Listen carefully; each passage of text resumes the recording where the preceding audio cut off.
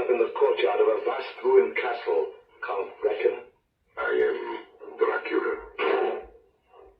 Face was strong, very strong. The mouth, so far as I could see under the heavy mustache, was fixed and rather cruel looking, with peculiarly sharp white teeth. You're here, Mr. Harker. The wolves? The children of the night, as you say, Mr. Harker. The wolves. Listen.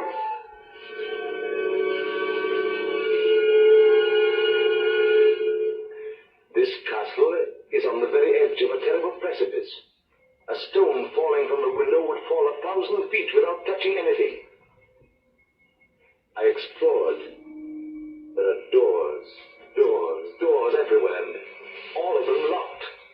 The door to the great hall, the door to the courtyard, every door in the castle is closed, bolted against me. The castle of Dracula is a prison, and I am a prisoner. The next night I couldn't sleep, so after a few hours I got up and, lighting my candle, I placed my shaving mirror on the dressing table and was just beginning to shave. You seem restless, Mr. Harker. I hadn't seen him, although the reflection of the glass covered the whole room behind me. I turned to the glass again. Count Dracula was close to me, and I could see him over my shoulder, but there was no reflection of him in the mirror. It was blank. I started and cut myself on the side of the throat. The blood was trickling down my neck. Count, my mirror! Blood! Wipe the blood from your face, Mr. Harker. And take care how you cut yourself. It is more dangerous than you think in this country. June 20th. There is work of some kind going on in the castle. Now and then I hear the faraway muffled sound of mattock and spade. And last night, the second of the predated letters which Dracula made me write, the second of that series which is to blot out the very traces of my existence from the earth, went forth.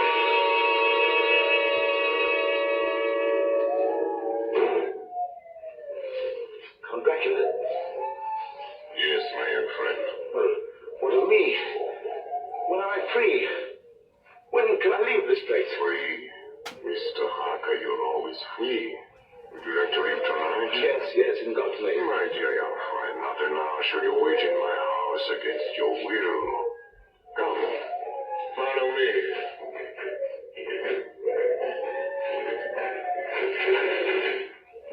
The door seems to be bolted. How strange. The door is locked. Well, in God's name, open it. As you will, Mr. Harker. Good night, Mr. Harker.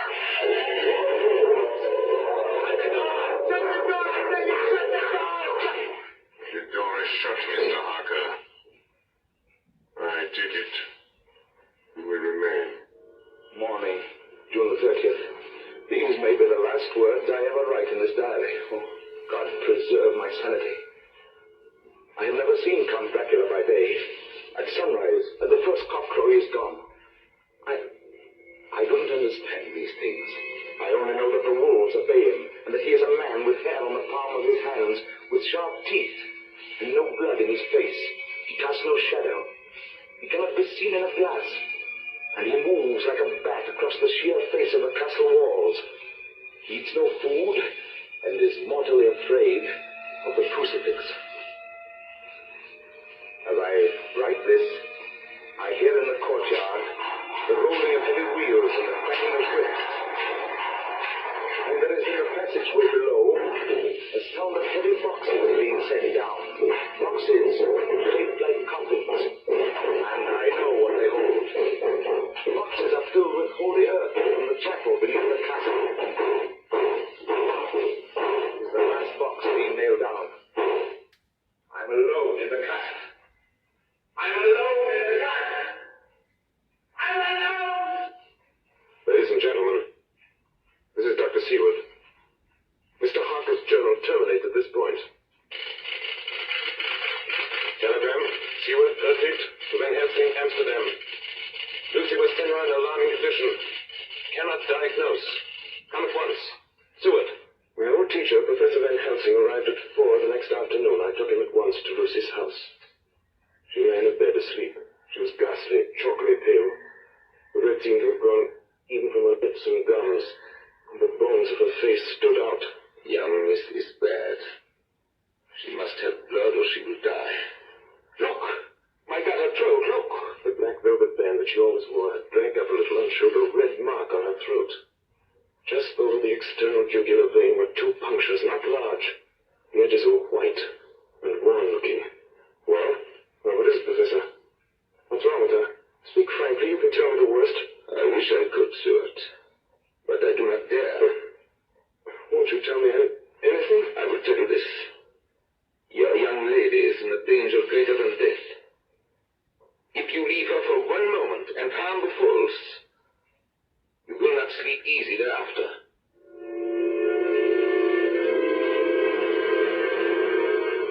September 8th. I sat up all night with Lucy. Arthur, I'm afraid. My dear, you can sleep tonight. I'm here watching you. Nothing can happen. And I promise if any sign of bad dreams, if I see anything, I'll wake you at once. Will you really? Then I'll sleep. I sat all night by her bedside. She did not wake once during the night, although her brows or a bat or something flapped almost angrily against the window panes. I went to bed as usual, taking care that the window was closed, as Dr. Van Helsing had directed. About 2 in the morning, I awakened. I went to the door, called out, "Arthur! Arthur!" There was no answer. Something's broken the window. You shall be flesh of my flesh, blood of my blood. September 12th.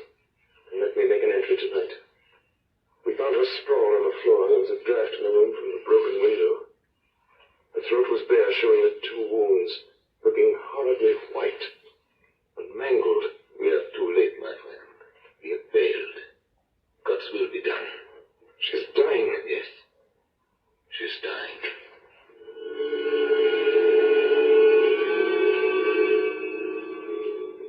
It was late in the afternoon before she opened her eyes. Arthur, oh my love, I'm so glad you've come. I took her hands and knelt beside her. Her breath came and went like a tired, peaceful child's. And then the light from the setting sun fell on her face, and then, insensibly, a strange change came over her. Her eyes grew suddenly dull and hard. Her breathing was heavy, the mouth opened, and the pale gums drawn back made the teeth look large and sharp. Arthur, oh my love, so glad you've come. Kiss me. Bend down and kiss me. Not for your life. Not for your living soul and hers. Lucy! She's dead. Poor girl. There's peace for her at last. The end. Observe. It is only the beginning. Wait and see.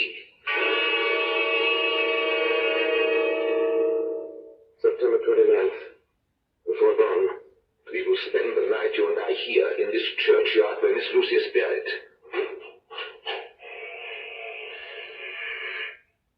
I took my place behind a yew tree on one side of the tomb, Van Helsing on the other.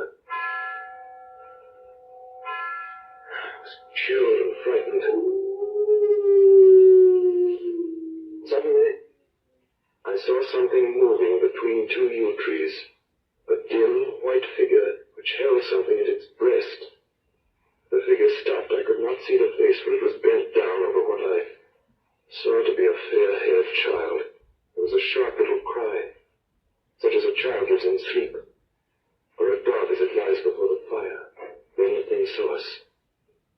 She drew back with an angry snarl. The lovely, blood-stained mouth grew to an open square. If ever a face meant death, I saw it at that moment. Then suddenly she turned and vanished in the direction of the tomb. Child is not harmed. We leave him in a safe place where the police find him. There's more to do. Come. Now we were in the tomb. Then in the coffin. The thing lay. Like a nightmare, I could see the pointed teeth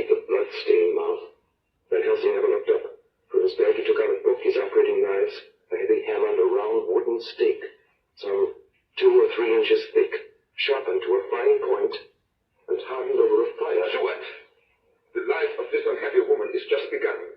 Then she become what you call undead. There comes with the change the curse of immortality. She cannot die, but must go on age after age, adding new victims. But if this lady, this undead, be made to rest as true dead, then the soul of the poor lady whom we love shall be again free. What am I to do? Take this stake in your left hand, the hammer in your right. Yes. Place the point over the heart. Yes. Then, when I begin the prayer for the dead, in God's name strike. Are you ready? Now, Domine Jesu Christe, file de vivi, qui manus tuas ex voluntate Patri.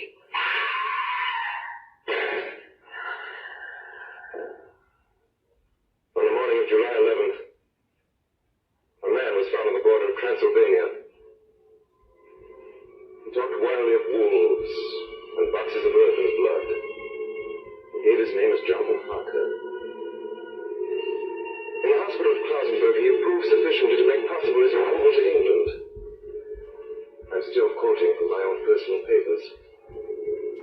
But then his condition remained so serious that he was committed for observation to a private ward in my hospital at Purfleet. Here he did so well that in 3 weeks he was completely recovered. It was during this time that his wife, Mina Harker, brought to the attention of Dr. Van Helsing and myself the journal that her husband had kept while a prisoner in the castle of a certain Count Dracula in Transylvania. I have before me the record of a meeting that took place in my study in Purfleet, transcribed by Mina Harker. October 1st. Meeting again soon after 8. Jonathan next to me. Dr. Seward opposite to Van Helsing at the head of the table. My friends, there are such things as vampires. The vampire flourishes on the blood of the living. Without this, he cannot live. He throws no shadow. He makes no reflection in a mirror. He can transform himself to a wolf, to a bat. He can come on moonlight rays as elemental dust. He can see in the dark. He can do all these things. Yet he is not free. His power ceases at the coming of the day. Then, until night, he must remain in the shape in which he finds himself, and except in his coffin home, he cannot rest. When we can confine him in his coffin, then, my friends, we will destroy him. At that moment, something flashed wildly against the window, then... You hit it? I don't know. We looked out of the window. Against the black sky, but see nothing. October 2nd, 8 p.m. We're on the track. 12 boxes were delivered last week to an empty house at 347 Piccadilly.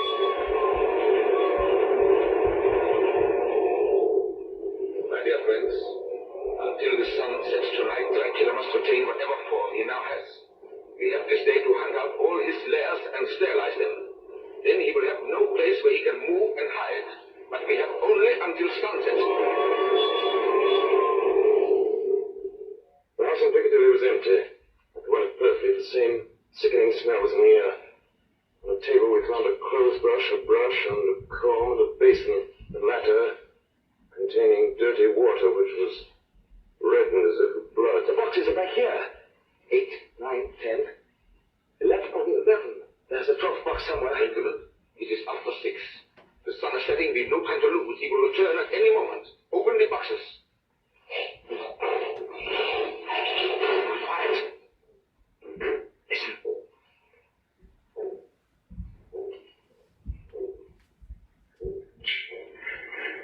It is he! The window! You waste your bullets. Gentlemen, you think you've left me without a place to rest. But I have more. And time is on my side. The one you love is mine already. Already my mark is on her throat. Flesh of my flesh. Blood of my blood. She is with me always. Over land or sea.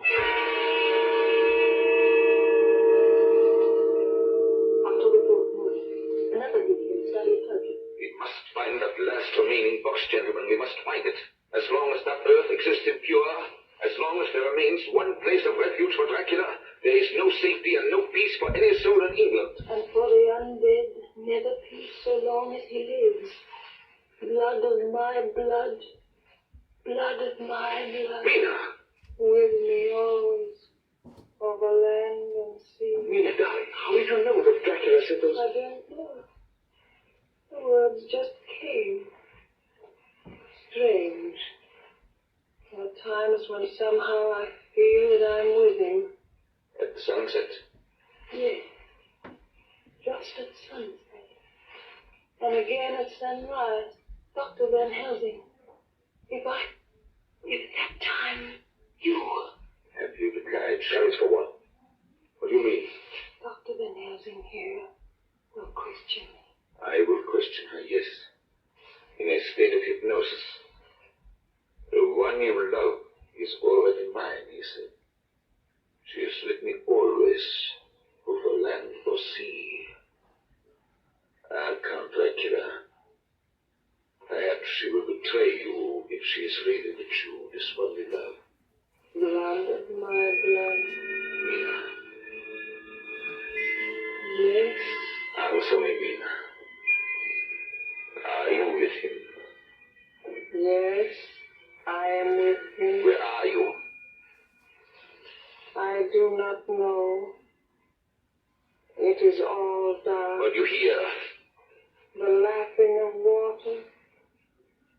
I can hear it on the outside. Then you are on a ship. Yes. What else do you hear?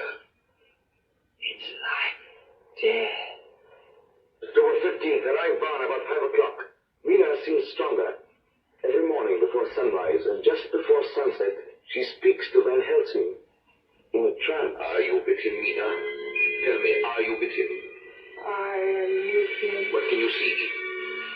Nothing. All is dark. What can you hear? I can hear the waves lapping against the ship and the water rushing by. The wind is high. I can hear it in the shrouds and the bow throws back the foam. So, Tsarina Katrina is still at sea, hastening on her way to Varna. The Count cannot cross running water, so he cannot leave the ship without being observed. What do you hear, Mina? Lapping waves and rushing water. Darkness.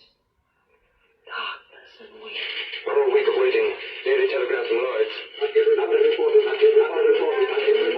reported. Rushing water and creaking mud. Darkness. Darkness and wind. Sarina Katrina reported this morning. Lloyd's London, Toronto, October 28th. Sarina Katrina in heavy fog reported entering Galatz Harbor at 1 o'clock today. Galatz is 38 hours from here, and the first train for Galatz leaves at 6:30 tomorrow morning. My friends, we have lost.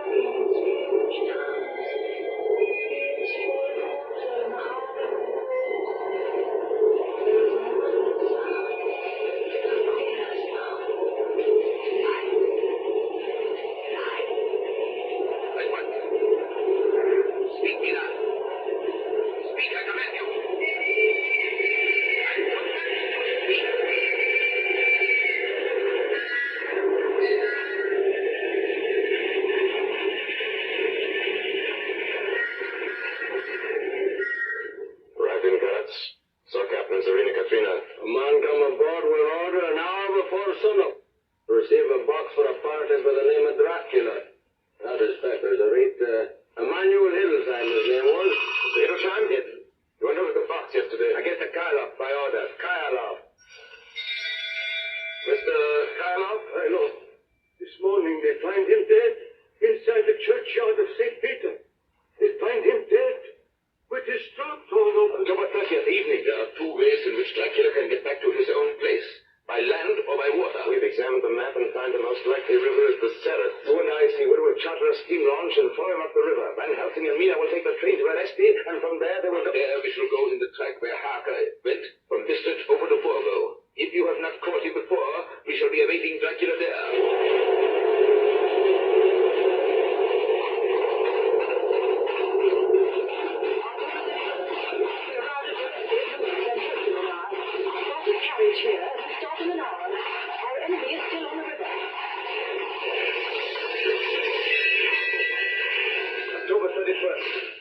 Speed up the river at night. There's plenty of water and the banks are wide apart.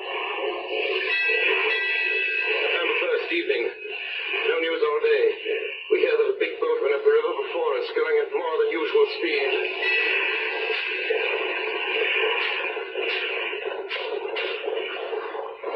November 4th.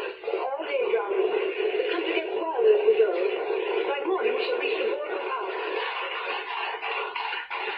November the 4th evening, we've left the launch with the horses and we follow on the track along the river. We are armed. Look! Quick! There they are now! Heading west! With the dawn, we could see the Slovaks some miles before us, dashing along the river with their wagon. On it is the great box.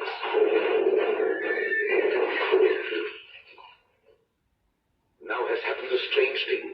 The wagon smashed into a great rock bed in the snow, lost its front wheels, and turned over on its side, jammed against a stone.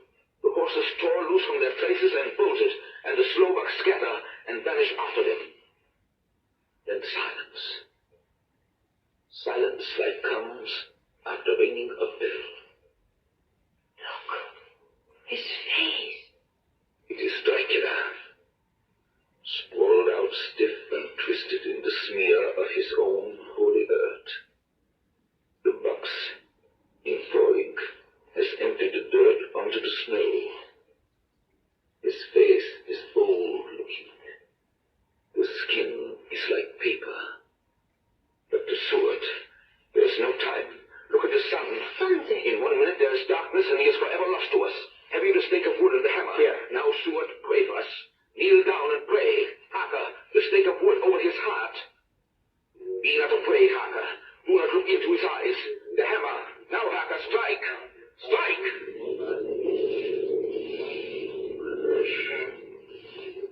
Flesh of my flesh, guilt of my guilt, death of my death, speak and be manifest in the instant of your master's peril.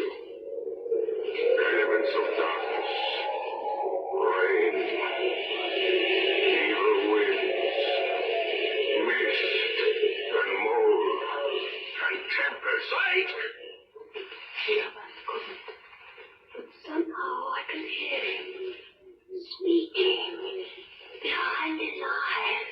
Claw, wing, tooth, scale, tissue of flesh, death of my death, dead and undead. The hand of the living is over your master. Console ye, my children. This instant is no longer than the space between two heartbeats. But the night is not here, and I am lonely. Come to your master, my children. Beguile him now in the instant of his peril. Beguile him with the sound of your names. Claw, wing, tooth, scale, tissue of flesh. Strike, Harker, strike! There is one very dear to me who has not answered. My love. Mina. There is less than a minute between me and the night. You must speak for me. You must speak with my heart. Give him to me! Jonathan, give him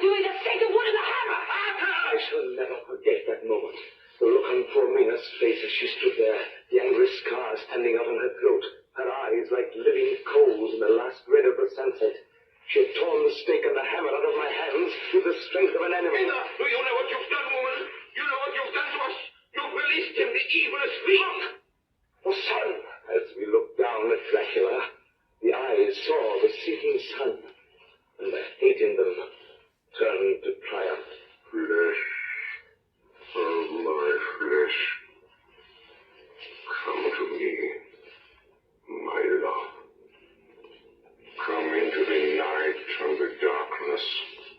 You have served me well, my love, my bride,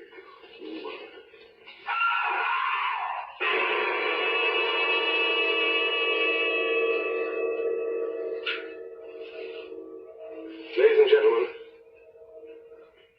all the evidence in this case is now before you. I've added nothing, and to the best of my knowledge, I've omitted nothing that might help to throw light on the extraordinary events of the year 1891, which culminated on that terrible evening in the Volga Pass. There remains only this one last report. When Mina Harker seized the stake and hammer from her husband, I believe she was under some form of hypnosis. She herself remembers nothing. But whatever influence was at work on her, she must, at the last moment, have rejected it.